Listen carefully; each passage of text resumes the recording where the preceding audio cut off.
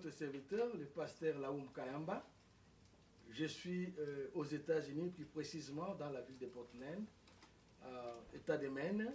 Je suis pasteur dans l'église de disciples de Christ, appelée DICC, Disciple International Christian Church.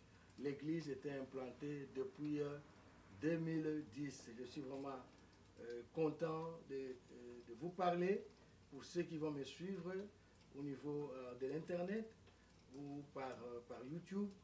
Quelle opportunité Dieu nous donne pour que nous puissions parler des choses spirituelles. J'aimerais compris d'abord, avant qu'on puisse commencer cet entretien. Seigneur, nous te bénissons car tu es un Dieu grand. Tu nous enseignes d'une manière ou d'une autre.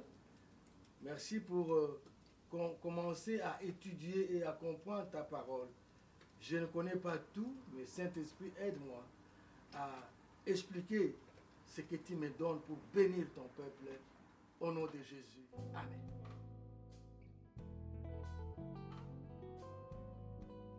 Le concept de la nouvelle création, c'est un concept que nous voyons déjà dans l'Ancien Testament.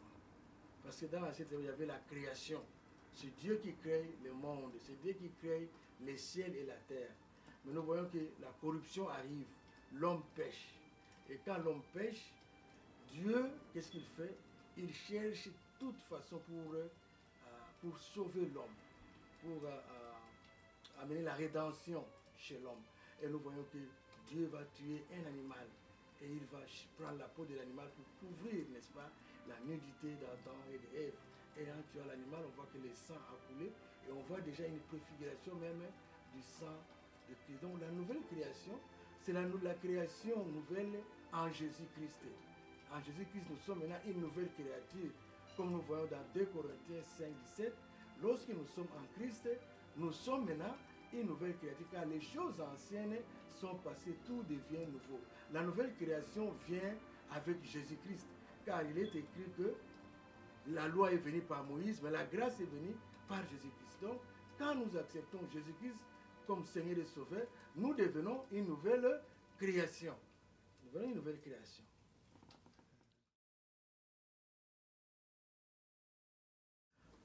La Bible est tellement claire. Lorsque Dieu a créé l'homme et la femme, il les a créés à son propre image. Le péché est arrivé lorsque l'homme avait désobéi. Il est écrit que l'ennemi Satan, représenté par les serpents, est venu parler, n'est-ce pas, à Ève, pour que Ève puisse désobéir en mangeant les fruits que Dieu avait interdit, n'est-ce pas, à l'homme et à la femme de manger. Et la femme a été, n'est-ce pas, manipulée par le serpent et elle a mangé les fruits. La Bible dit qu'elle a donné aussi à son mari. Et c'est là où la désobéissance, le péché est arrivé par la désobéissance de l'homme. Parce qu'au début, Dieu communiait avec l'homme. Dieu venait le soir leur parler. Et il n'avait pas peur. Rappelez-vous, Dieu, quand il vient, quand l'homme pêche, Dieu demande à Adam, où es-tu? Donc, on est perdu. Lorsque l'homme a péché, il était perdu, il ne pouvait plus se localiser encore. Où es-tu? Il était perdu. Donc, le péché est entré par la désobéissance. Donc, par le premier Adam, c'est lui qui nous a amené, n'est-ce pas, les péchés.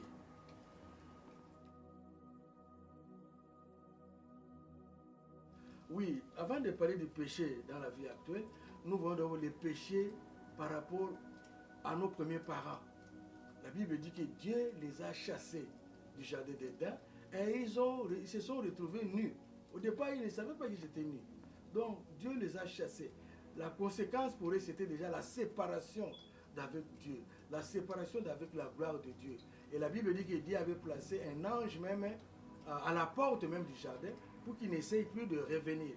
Et pour nous, qu'est-ce qui est arrivé? Nous tous, comme nous sommes aussi la descendance, n'est-ce pas, d'Adam et Ève, nous avons hérité ces péchés-là aussi. Donc la conséquence, c'est quoi? La Bible dit que même toute la création était devenue corrompue à cause de ces péchés-là. Le péché nous a séparés de notre Créateur parce qu'il nous a chassés du jardin d'Éden et il nous a demandé où est-ce que vous êtes. Nous étions perdus. Le péché a amené la perdition, la mort est entrée par rapport, n'est-ce pas, au péché.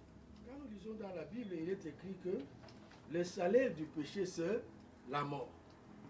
Et nous devons comprendre que la mort peut se comprendre de trois façons. Nous avons d'abord la mort physique. Le corps physique que nous avons, un jour, va mourir. Donc lorsque l'homme meurt, il n'a plus de souffle, il meurt, le souffle que Dieu a mis en lui quitte, ça c'est la mort physique. Mais nous avons aussi la mort spirituelle, qui est la séparation d'avec Dieu. Quand nous sommes séparés de Dieu, quand nous ne sommes pas en relation avec Dieu, quand nous ne communions pas avec Dieu, nous sommes morts aussi spirituellement. Quand nous n'acceptons pas Jésus comme notre Seigneur et Sauveur, nous sommes morts spirituellement. Donc nous sommes séparés de Dieu. Il y a aussi la mort éternelle. Quand tu meurs physiquement et tu meurs spirituellement, automatiquement, il n'y a plus de salut pour toi. Donc tu meurs éternellement aussi. Donc voilà comment nous comprenons la mort bibliquement. La nouvelle naissance est un concept compliqué, bien sûr. Mais ça commence quand? La nouvelle naissance commence, vous savez que nous avons d'abord la naissance biologique. Nous sommes tous nés de nos parents. Biologiquement, nous sommes nés de nos parents. Mais l'intention de Dieu, c'était que nous puissions être sauvés. Nous pourrions être en communion avec lui. C'est pourquoi Jérémie est en train de nous dire que Dieu dit là-bas à Jérémie qu'avant même que tu sois formé, avant que je te forme dans les ventres de ta mère, je te connaisse. Le plan de Dieu était que nous soyons en bonne relation avec lui. Alors, la nouvelle naissance, c'est quand quelqu'un accepte Jésus-Christ comme son Seigneur et Sauveur. Et la Bible est claire. Si nous sommes une nouvelle, si 2 Corinthiens 5, 17, si quelqu'un est en Christ, il est une nouvelle créature. Les choses anciennes sont passées, voici tout devient nouveau. Donc, la nouvelle création, c'est la nouvelle création en Christ. Christ fait de nous une nouvelle personne. Christ fait de nous une nouvelle créature. Parce que nous ne sommes plus remis. Rappelez-vous dans Jean 3, quand Nicodème est allé voir Jésus-Christ, Jésus lui dit que Nicodème, il faut que tu naisses de nouveau. Nicodème avait pris ça littéralement. Oh, mais comment est-ce que quelqu'un vieux comme moi doit rentrer encore dans les ventres de sa mère? Et Jésus lui a dit non, ce n'est pas une naissance physique.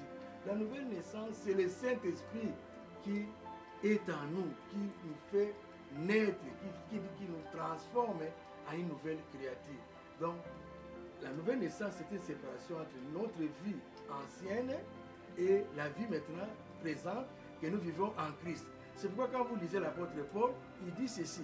Auparavant, vous étiez, mais maintenant, vous êtes. Donc, vous voyez. Donc, quelqu'un qui est né de nouveau, c'est quelqu'un qui a accepté Jésus-Christ comme son Seigneur et Sauveur. Et ça peut être aussi témoigné par le baptême. C'est normal. Donc, le baptême est une preuve maintenant, un signe qui montre que cette personne a accepté Jésus-Christ comme son Seigneur et Sauveur. Et maintenant, quand nous sommes une nouvelle création, nous ne marchons plus selon la chair. Parce qu'auparavant, nous marchions selon nos désirs charnels, selon notre propre volonté, selon nos péchés. Mais maintenant, nous suivons la loi de Christ. C'est-à-dire, nous vivons maintenant une vie qui est en train d'honorer Jésus-Christ. Car Jésus-Christ nous a fait quitter des ténèbres. Dieu nous a fait quitter des ténèbres à la lumière de son Fils, comme on le voit dans Colossiens. Donc c'est ça, la nouvelle création est tellement importante pour un enfant de Dieu, parce qu'il n'est plus la même personne. Les gens peuvent étonner. Rappelez-vous de Saul de Tarse. Les gens commençaient à fuir. Mais cet homme, il était en train de tuer les chrétiens. Mais lorsqu'il a rencontré Jésus-Christ, qu'est-ce qu'il a dit? Qui es-tu, Seigneur? Et quand Jésus-Christ l'a touché, quand Jésus-Christ l'a transformé, nous voyons qu'il a changé. Et ça veut dire que si je vis, ce n'est plus moi qui vis, c'est Christ qui vit en moi. Donc la nouvelle naissance, c'est quand Christ vit en nous. Les gens le voient, quand les gens nous voient, ils voient Christ. Rappelez-vous que dans Actes chapitre 11, verset 26, les disciples ne se sont pas appelés eux-mêmes chrétiens. Non, les gens ont vu leur façon de marcher, leur façon de parler, leur façon de faire les choses. Ces gens, c'est comme Christ, ils les ont appelés chrétiens. La nouvelle naissance, c'est une vie de témoignage.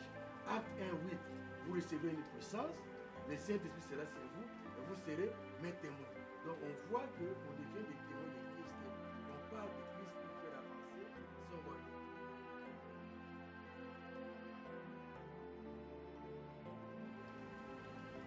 l'assurance de salut, c'est ce que chaque enfant de Dieu doit avoir. C'est la conviction que je suis sauvé. C'est la conviction que quel que soit que cette tente, ce corps physique que Dieu m'a donné, mais que je vais être avec mon Seigneur. C'est vraiment quelque chose que chaque enfant de Dieu doit avoir. Mais nous voyons que beaucoup d'enfants de Dieu ne sont pas sûrs de l'assurance du salut. Parce qu'ils font un effort pour chercher à être sauvés tous les jours. Non.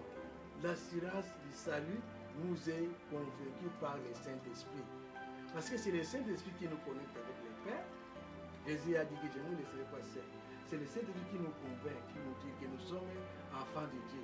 Rappelez-vous Jean chapitre 1 verset 12. À tous ceux qui ont reçu, elle a donné le pouvoir d'être appelés enfants de Dieu. Donc, la Saint-Esprit, c'est accepter que je suis enfant de Dieu et que Dieu m'accepte. Vous vous rappelez l'enfant prodigue il a tout bousillé, il a tout gaspillé, mais il est revenu, son père avait les bras ouverts pour l'accueillir. Il y a beaucoup d'enfants de Dieu qui demandent toujours les péchés, les pardons pour les mêmes péchés. Ils ne sont même pas convaincus que Dieu les a pardonnés, non. Et Jésus-Christ a été très clair. Si vous les humains, avec votre cœur dur, méchant, vous donnez des choses à vos enfants, l'enfant vous demande les pains. Et si vous lui donnerez n'est-ce pas, la pierre, l'enfant vous demande les poissons, vous lui donnerez aussi les poissons. Donc, il y a beaucoup d'enfants de Dieu qui ne sont pas encore sûrs, ils continuent toujours à croire qu'ils ne sont pas sauvés, ils doivent faire un effort. Nous sommes en train de retourner dans le salut par les œuvres. Nous devons faire tellement attention. Il y a trois choses que nous devons comprendre. Nous avons seule la parole de Dieu, seule la foi et aussi seule la grâce, qui est tellement importante, et c'est le Saint-Esprit qui scelle cette assurance dans notre cœur, cette joie. C'est pourquoi la Bible dit que la joie de l'Éternel est ma force. Parce que la joie de ce monde, ça c'est limite. Mais c'est le Saint-Esprit qui nous donne la joie, car nous sommes des enfants de Dieu, nous marchons dans la lumière. Bien-aimés, nous avons parlé dans cet enseignement de ces choses importantes. D'abord, on a parlé de la nouvelle création, on a parlé du péché, on a parlé de la nouvelle naissance, et aussi on a parlé de l'assurance du salut. Pour la nouvelle création, nous savons que quand quelqu'un est en Christ, il devient une nouvelle créature. Car les choses anciennes sont passées, tout devient, n'est-ce pas, nouveau. Et nous voyons que quand Dieu a créé, la création a été corrompue par le péché d'Adam et d'Ève. Mais Dieu, dans son plan merveilleux, comment le péché est entré dans le monde? C'est à cause de la désobéissance. Lorsque Adam et Ève ont désobéi à la voix de Dieu, ils ont obéi à la voix de l'ennemi Satan, c'est là où la séparation est arrivée et le péché est entré dans le monde. Mais il y a une possibilité maintenant pour que nous puissions avoir une nouvelle naissance. Comment on doit avoir cette nouvelle naissance? En acceptant Jésus-Christ comme notre Seigneur et Sauveur. On le voit avec Nicodème qui croyait que la nouvelle naissance c'est physique, non? La nouvelle naissance est spirituelle car elle est scellée par l'Esprit de Dieu. Quand quelqu'un est en Christ, il est une nouvelle créature. Les choses anciennes sont passées, comme on a dit. Il y a aussi l'assurance du salut. Comment est-ce que je dois être sûr de mon salut? Comment est-ce que je sais que quand Jésus-Christ revient, je vais aller au ciel? Parce que où est-ce que tu vas passer l'éternité? C'est ça la grande question que on doit se poser. Aujourd'hui, tu peux vivre, tu peux avoir des véhicules, tu peux avoir des richesses, mais qui sait-il à un homme de peur de sa, n'est-ce pas, de peur de sa vie, de gagner tout ce qu'on peut gagner? Donc, il n'y a aucun autre nom par lequel nous pouvons être sauvés. C'est pourquoi, bien aimé, quand vous entendez cet appel que je vous donne, il ne faut pas endurcir votre cœur. Je vous supplie qu'il est tellement important que tu acceptes Jésus-Christ comme ton Seigneur et Sauveur. Demain ne nous appartient pas. Demain, on ne sait pas ce qui va arriver. Mais aujourd'hui, c'est le jour que Dieu nous donne pour que nous puissions changer de vie. Tu peux dire que j'ai beaucoup péché, moi j'ai passé mauvais, moi les gens m'appellent ceci ou cela. Non. Quand tu acceptes Jésus-Christ comme ton Seigneur, tu dis Jésus, tu es mon Seigneur et Sauveur, ta vie va changer et tu seras sauvé. Et maintenant, si tu veux prendre une décision de dire non, moi j'abandonne le péché, moi je laisse une vie, la vie qui n'honore pas, n'est-ce pas, Dieu, j'aimerais devenir un enfant de Dieu. Car il est écrit à tous ceux qui l'ont reçu, si toi tu reçois Jésus-Christ, il va te donner le pouvoir d'être enfant de Dieu en scellant son esprit, n'est-ce pas, en toi. L'esprit de Dieu sera, n'est-ce pas, en toi et tu vas marcher dans une vie nouvelle, dans une vie de victoire, bien-aimé. Tu vas marcher dans une vie de victoire. C'est pourquoi j'aimerais prier avec toi maintenant. Vraiment, ferme tes yeux et prends une décision importante. Si tu n'as pas encore accepté Jésus-Christ comme ton Seigneur et Sauveur. Prions, bien-aimé. Seigneur Jésus, tu dis ça pour moi. Seigneur Jésus, j'ai conduit ma vie comme je voulais. J'ai marché comme je voulais. Mais aujourd'hui, je prends une décision pour donner ma vie à toi. Sois mon Seigneur et sois mon Sauveur. Mon passé ne compte plus. Maintenant, j'aimerais marcher avec toi. J'aimerais t'obéir et j'aimerais te servir. Merci pour le salut. Merci de m'avoir sauvé. Merci de m'avoir donné une vie nouvelle maintenant à cause de l'acte que tu as posé à la croix. Bien-aimé, si tu n'as pas une église, là où tu vas prier, nous t'invitons à venir à DICC. Nous sommes localisés à 94 Washington Avenue, à Route Sellar.